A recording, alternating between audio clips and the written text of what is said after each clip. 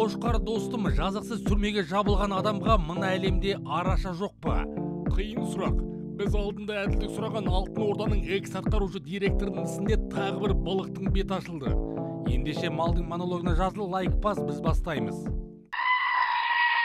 Аты шулы Алтын Орда базарының экс-атқарушы директоры Ермек Марқабаевқа қатысты шудан бәрі хабардар. Былтыр жазда базардан шыққан бетінде көлігін жауды көргендей қуып жеткен погондағы жендеттері жерге жығып, қалтасынан есірткі, көлігінен қару таптық деп жақанға жар салдай келіп. Сол полицейлер бұралқы аш иттей айып тұрағына қойылған көлігінің терезесін сындырып, ішінен қомақты қаржыны қолды қылып, одан қалды жеке аккаунтына кіріп таныс тамырынан ақша сұраған. Сорақысы сол кезде оның қалтасына есірткі салған дәлелдейтін видео тарағанмен оны ешкім елегісі келмеді. Тергеу сағызша созылды, енді сот отырысы да таспақа жүріспен жүріп жатыр. Әйтпесе бір істің 8 айға созылып, сергелденге салуы сұмдық қой. Ақыры жазып та айтып та жүріп, тергеу амалы болған сәттегі полицияның түсірген видеосына сараптама тағайындауға Марқабаевтың адвокаты қол жеткізді. Нәтижесі бір жақты болмау үшін тәуелсіз сарапшы да тартылды.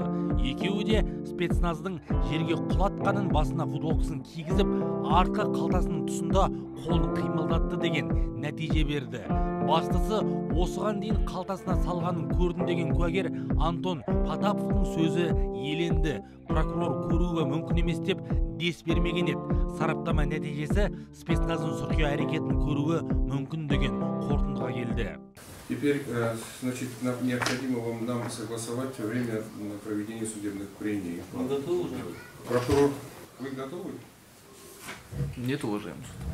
Мы же должны согласовать.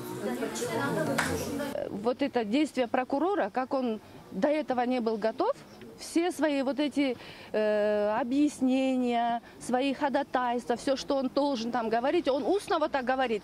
Он даже вообще не осознает, что здесь судьба человека решается.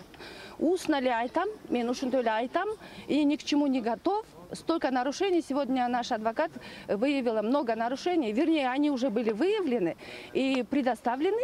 И он должен был отвечать на это все. Оаныдағы тура мәселе бір нәрселерді айтты. И даже ошонусунадағы нарушениялар кетті. Ошонусунандағы, объясненияларынан. Егер есірткі Ермек Марқабаевтікі екені айқын болса, сол кезде неге саусақ ізі алынбағанында әлі күнге жұмбақ. Ұстау операциясына тергеу тобына кірмеген адамдардың болғанында анықталды. Олар съемка жүргізбеңдер деп доқ көрсетіпті. Осы былықтың бәрін біле тұра, жаны жорған жақындары қанша мәрте әділдік талап етті, әлі де талап етеді. Человек невиновный, его так тянут и тянут, и он там без вины сидит. Это эмоциональное состояние и физическое состояние тоже. Уже все его хронические заболевания уже дают о себе знать. И поэтому мы просто требуем того, чтобы уже быстрее решили его вопрос. И судья, и прокурор, который вообще беспредел творит. Басынан дау арылмаған Алтын Орда үшін таласта жазықсыз адамның нақақтан нақақ жапа шегуі жаңа Қазақстанның қазіргі сыйқыма сонда. Арнаға жазыл пікір қалдыр, айтарымыз алда.